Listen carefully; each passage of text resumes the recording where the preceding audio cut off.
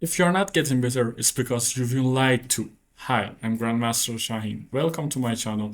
And today I'm gonna talk about 7 lies you've been told about chess improvement. Now, if you want to improve instantly, watch this video until the end. And we will start with the first one. Opening doesn't matter until you get 2000. And that's the biggest lie. Why? Because if you don't know opening, especially in the modern chess, you may not even get out of it healthy and you may not even get to the middle game and endgame. Look at this variation, guys. E4, E5, knight F3, D5. So this is a bad gambit, as you may know, but you need to know enough move order that you get an advantage out of it. Without the opening, even after the second move, the third move, you will not find the best ideas. Now, here the best idea is e takes d5, e4, queen e2, pinning the king, knight f6, d3. Even if he takes with the queen, knight b d2 is the right move, not knight c3 because of bishop b4. But after knight b d2, after a while, you may even take the pawn and you will have a very good position. If you didn't know this opening, how would you get the good position? So for the next time, if anyone tells you opening doesn't matter, tell them that's a lie. And understand that I'm not just talking about memorizing. I'm talking about understanding the idea. I'm talking about understanding the plan of yourself and your opponent. But at least you need to know some moves.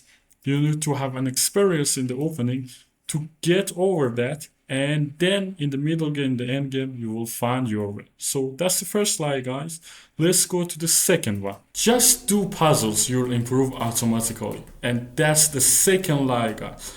Of course, doing puzzles and solving them are important, but first of all, you need to know you need to solve puzzles on the board also, and you need to do harder puzzles.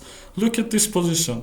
Most puzzles in online situations are easier than it is on the real game. Like for example here, bishop takes e5, f takes e5, queen d5 check. Now if he takes, we take on e7, that's fork, and then white wins the game.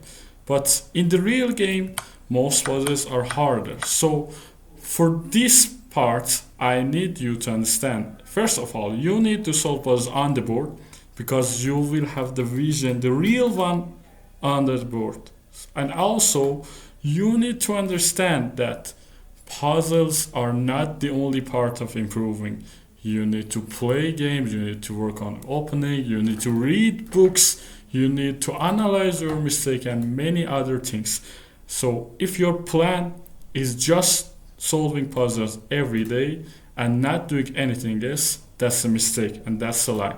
So let's go to the number 3 of 7 lies that you've been told about chess improvement. Calculation is only about going deeper, and that's the third lie.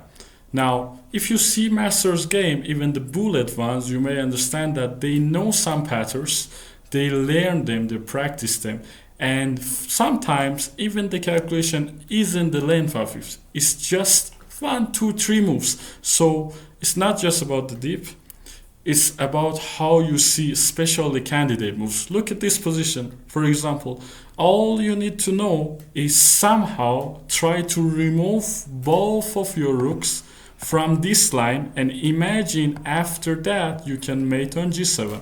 Now the best move here is rook c5, threatening the black's queen. If he takes, we take on h7, knight or king takes, doesn't matter, queen g7 man. And that was not about how long you can see, it's about the idea. So you need to work on the patterns too. Let's go to the fourth lie.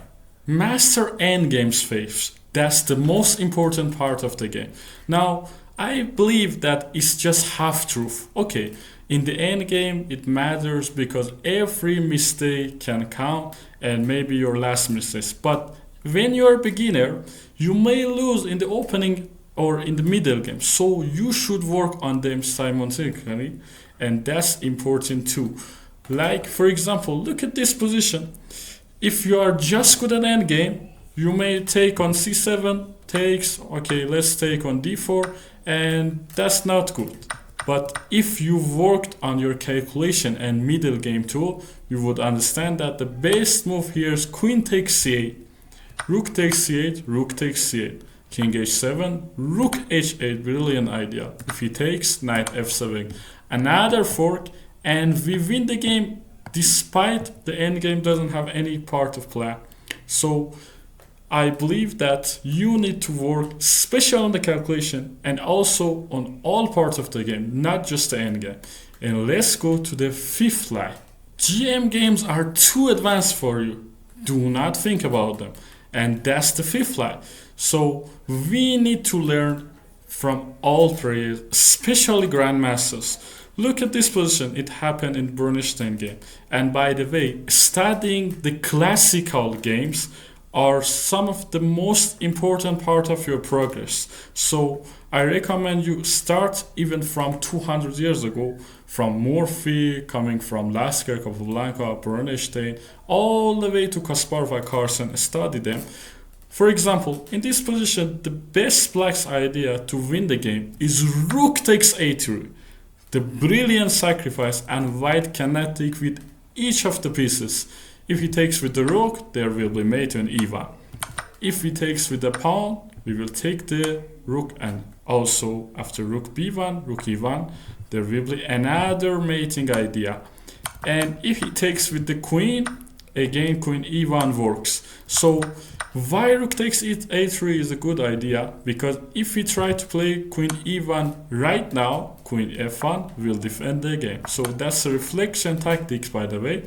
And with studying those games, you will learn new things. So all of those GM's games are not advanced for you, and you need to study them, especially the classic games as well. Let's go to the sixth slide. Never break opening principles, and that's the sixth slide. So look at this position, guys. Before I explain it, one of the opening basic principles is do not bring your queen first. But here, by the way, it's called Cambridge variation.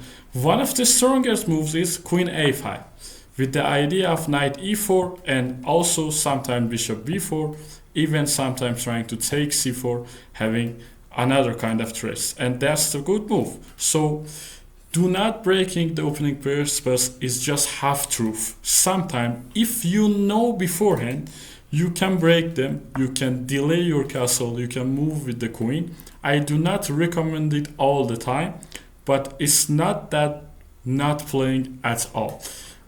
Believe it, all chess rules have some exceptions, so you need to study those exceptions, especially on the opening, and you need to act when it's necessary. You need to break them when you need to do that. And that's the sixth slide. Let's go to the seventh and the last slide. Playing a lot equal improving, and that's the seventh line. Now I know many people that does play a lot. I know some people that played more than 10,000 online games, and their rating are not improving because they do not learn from their mistake. They don't have a mentor, they don't analyze their own game. So by just playing, even with analyzing and not studying academically, not reading books, not seeing courses, not using a mentor, not playing over the board and only playing online, you will not get better. Look at this variation, guys. Let's say that in online games, you always play d4, d5, e4, and you like this idea because in the bullet or in the billets it works. But the first time that you will face someone strong, they know the best line. For example, d takes e4, knight c3, knight f6. You always play bishop c4, just for instance, c6, f3. Now, if black tries to play bad, okay, white position can be nice. But if black knows the opening, like for example b5, bishop b3, e takes, knight takes, e6, castle, a5, good idea, a3, preventing a4, let's say bishop e7, knight e5, castle, queen f3, or even first bishop e3, protecting the d4 pawn, bishop b7, queen f3, knight b7. By the way, that's my personal analysis on this variation from both sides. Even if white tries to take the pawn back, bishop takes, queen takes, a4, bishop a2, b4, a takes, a3. That's the preparation that I have with the black in this position. Now, if you face me in the real game, even though you've won all of your game in this variation, I would play this line against you, and actually here black is fine, even better, because white cannot take the pawn. After rook c8, the knight will be gone. So do not just play, try to analyze your game, try to use a mentor, try to have a practice routine that includes all those ideas. And to summarize and the general points, these lies are only focusing on one truth, but you need to know about all truth. In the modern chess, you need to know about all parts of the game, not just technical parts, but also psychological parts. Things about time pressure, things about having a self-determination, and all other stuff are important too. So I recommend you to not focus only on one subject and try to have a nice routine. Then you will improve, and then your efforts will go somewhere. I hope you like this video, enjoy it, get better soon. Let's try to subscribe it if you like, turn on the notification, so I will teach you whatever you need to know about chess to get better.